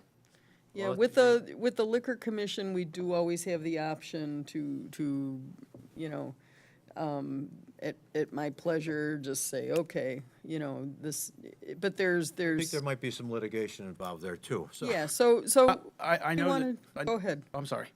I know that the city of Chicago and Downers Grove's had in a year, and the city of Chicago's been like 2.5, 3 years. I know that it first came out that under that association, it came from pizza joints on the north side, okay? And they had the same kind of philosophy of, okay, well, if I go to Dominic's and buy a frozen pizza, why can't I just sell it? So they just started selling it, and the city came in, Chicago Liquor Control, and said no, for whatever, they might have said whatever, but they made a special ordinance and a different classification of liquor license that said you can deliver in the city of Chicago. And then they came up in Downers Grove. And it's just, All right, I got another question. How old are your drivers? my drivers, Yeah. my drivers are all 21 or older. Will you certify that they're gonna be 21? Because in Illinois, you can't dispense liquor unless. That would be the requirement of the new. Right, it's just, the I'm new- just like, Peapod is doing it right now. If you have Peapod customers in Oak Lawn, they're delivering groceries and beer to the house right now. Beer can be distributed at 18, is that Right. right? Okay. Right. Liquor, 21. Trustee Warder, Yeah, But for insurance reasons, for my insurance to keep my rates down, I'm going to require my drivers to be 21 and older. And with this concept, knock on wood, the reason I want liquor is the average ticket value goes higher, and my margins are higher on alcohol. And just to give you an example, they're getting $14 a six-pack of Miller Lite in Chicago. When it's delivered, they're getting $25 a pack of cigarettes. Ed, again, we don't care what they're selling so, beer in Chicago. No, I'm just- I know you're applying for a license to serve a glass of wine in your establishment, not delivering it, And right. correct? today. But today, but next Today, month right we'll- now, today. So let's Yes. and sell focus on package. today.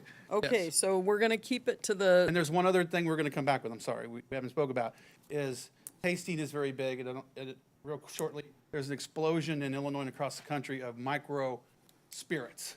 We went through the beer, but now the spirits.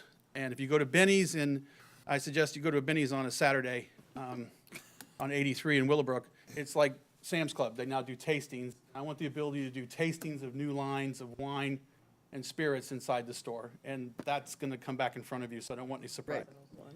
oh, trustee Warder. I realize what we're voting on tonight, okay, to get them going. My question is are you going to deliver hard liquor? First time I heard you talk about spirits. Yeah, everything. Now. Yeah. So you'll be delivering if I need a quart of vodka to come to my Absolutely. house? Quart.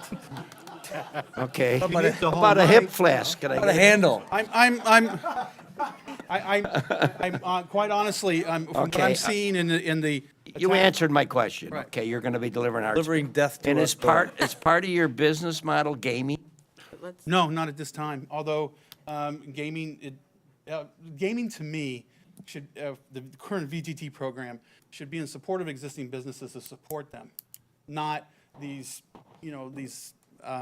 just these little cafe things. Right. But And- you have a lot of, but I'm going to say this, I know a lot of local places that we all love are famous in the Chicago metro area that are still open today. Right. It wouldn't have been if they wouldn't have had those. And I that's why understand. the ordinance was passed, and just for clarity, Go to work. the Village of Oak Lawn does have a requirement that you reapply for a liquor license with a V on it, should you want to go gaming. I'm gonna call this vote. Sure. Because trustee Desmond. Could you explain what I'm voting on? Am I voting on service in the building? or What you're delivery? voting on is just a traditional restaurant liquor license. This will Okay. allow them to get up and running. All right. This is a Class H, it's been on the books for decades. And this is item 28A. Let's call that vote. Trustee Phelan? Yes. Trustee Warder? Yes. Trustee Streit? Yes. Trustee Stalker? Yes. Trustee Alanichek? Yes. Trustee Desmond? Yes. Motion? Thank you. Thank you. Ordinance 28B, ordinance 171235, an ordinance increasing the number of Class H liquor licenses that can be issued in the village. This is Italian Kitchen 01 LLC, doing business as Italian Kitchen Express, located at 6765 West 95th Street. May I have a motion on 28B like boy? Motion approved. Thank you. Trustee Stalker made that motion. Do I have a second? Second. Thank you, Trustee Warder. Any discussion? Let's call that vote, please. Trustee Phelan? Yes. Trustee Warder? Yes. Trustee Straight? Yes. Trustee Stalker? Yes. Trustee Lenny Yes. Trustee Desmond? 28C, a request to approve the local liquor advisory board recommendation to decrease the number of F like Frank, V like Victor liquor licenses. This is restaurant, bar, and wine only, with or without a bar, and increase the number of I like Indian, V like Victor liquor licenses. Restaurant, liquor, bar permitted, live entertainment permitted, 6840 West 95th. This is a 5-0 vote to approve in District 1. May I have a motion on 28C? Motion to approve. Thank you, Trustee Desmond made that motion, seconded by Trustee Oliniechek. The petitioner is here as well. Do you want to talk about your concept quickly? And you're the applicant, so you should come up with, yes. And this is the former YB Hungry location. Yes, my name is Veda Ahmed. That's my fiance, George. So we're planning on taking over the YB Hungry and making a premier fire and grill. Our concept is going to stay the same as pretty much YB Hungry is today. And we're just basically going to change a few things on the menu and have beer and wine. I mean, he could probably explain it a little bit better. Okay. Hi, I'm George. I have over 15 years' experience in restaurants, from fast food to dine-in. I'll be handling the operations, and our concept is a little bit more fresh. If you're familiar with YB Hungry, it's on 95th Street, close to the Oak Lawn water emblem when you enter Oak Lawn. It has a nice patio outside. We like to capitalize on the patio. Our name will be switched to Premier Fire and Grill. With the theme is we like to have these fire pyramids on the patio to attract attention to the restaurant. The patio will be a little bit heated. There's light noise just to kind of sound out the sound from the traffic that's on 95th Street, but nothing too loud to disturb the neighbors. Our menu will consist of light sandwiches, a variety of salads. We also look to serve wine and beer, and I'm not sure if this was included with liquor, but if it's a beer and wine is fine Okay. right now. What is the entertainment? The entertainment really is nothing live, maybe just a little light music on the patio, but we don't. By musicians or? The classification they're calling for includes that. So it's just, Okay. it's an option that they have. So, the one question people were asking, and I just want clarification from council, is should, over time, your concept evolve where you're not presenting it as you are today? We're just real careful. We don't want that to turn into like a gaming cafe. Sure. So, Dominic, can you address kind of? Right, so the application as is predominantly a restaurant that will serve incidental to the food, alcohol, correct? Right. So if the percentages change or predominantly becomes a liquor establishment with food as an afterthought, there would have to be a reapplication, because you wouldn't then fall into the appropriate classification for what you are applying now. This board voted to eliminate gaming cafes, and the definition of that is kind of, the gaming has to be incidental to the main business. So your concept as is, we love it. Yeah. The liquor advisory panel loved it, but please don't scale it back. No, to the- absolutely not. Yeah. If I may say, the restaurant's very small, if you guys are familiar with it, so we do have to capitalize on carry-out and catering possibly. So, the restaurant sales have to be at least half of, Yeah. liquor and everything else. So, we like to include a fresh new concept. It's not a franchise, so it's all made up by my fiance and I, so, we just like to keep it afloat, and this is something we like to keep open for long term, so.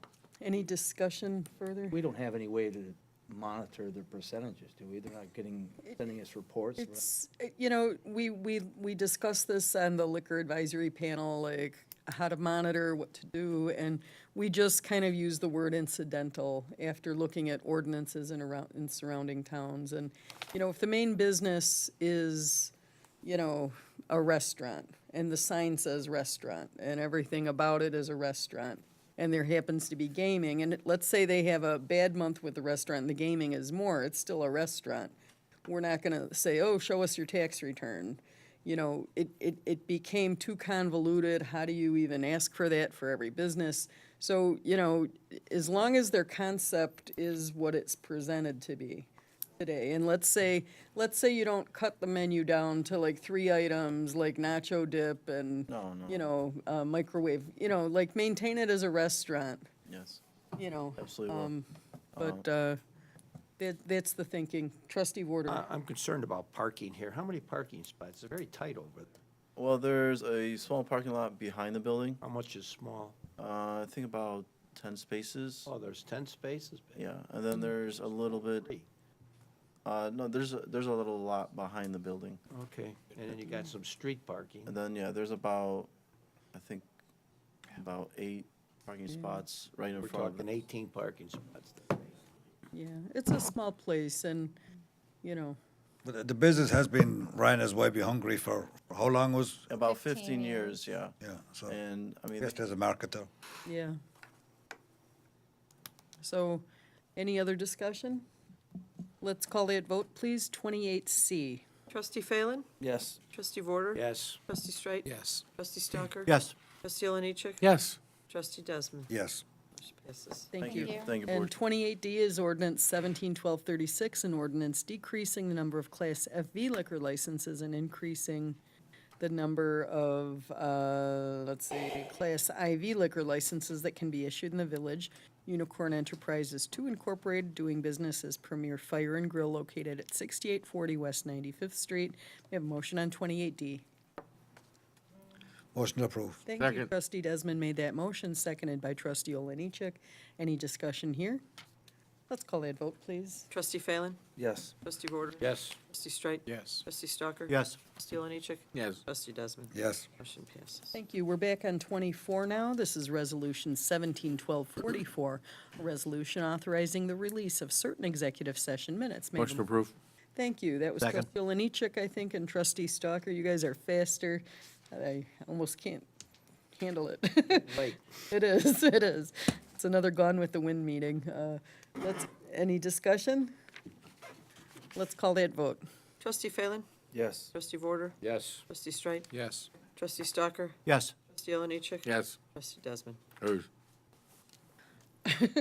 Okay, 25, let me take a deep breath on this one. A motion to approve after the Board of Trustees in executive session, number 2017-07, dated May 23rd, 2017, reviewed for release of closed meeting minutes, June 14th, 2010, number 1008, April 18th, 2011, number 1106, June 14th, 2011, number 1109, July 12th, 2011, number 1111, August 9th, 2011, number 1112, August 30th, 2011, number 1114, September 13th, 2011, number 1115, October 11th, 2011, number 1116, November 21st, 2011, number 1118, December 13th, 2011, number 1120, January 10th, 2012, number 1201, February 14th, 2012, number 1204, February 28th, 2012, number 1205, March 13th, 2012, number 1206, April 10th, 2012, number 1207, April 24th, 2012,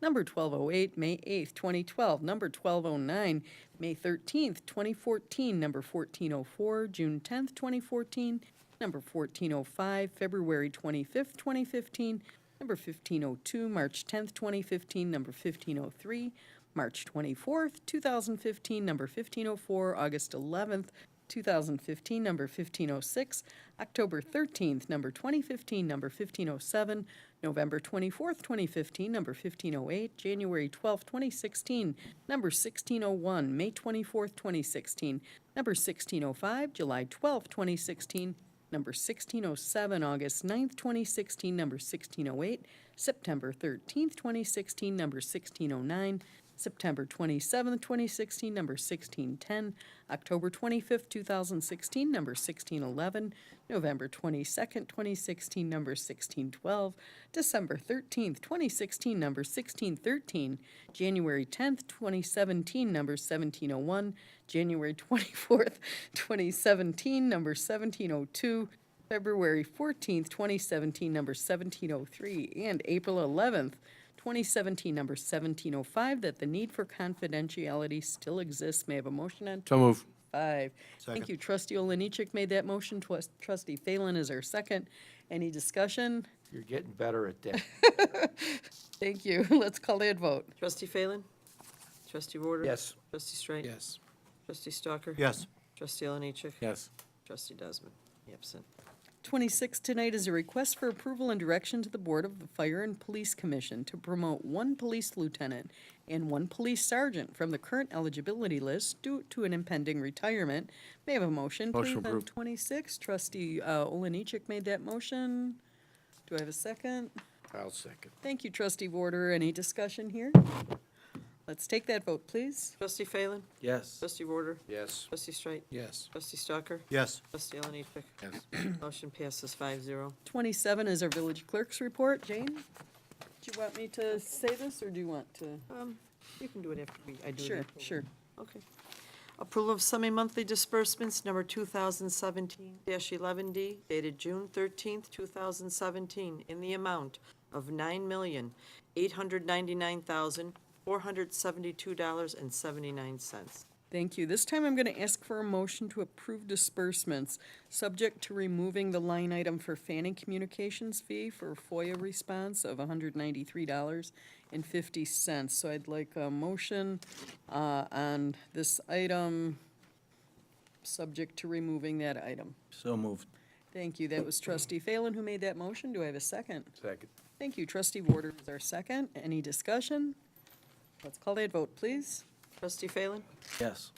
Trustee Warder? Yes. Trustee Straight? Yes. Trustee Stalker? Yes. Trustee Alanichek? Yes. Passes 5-0.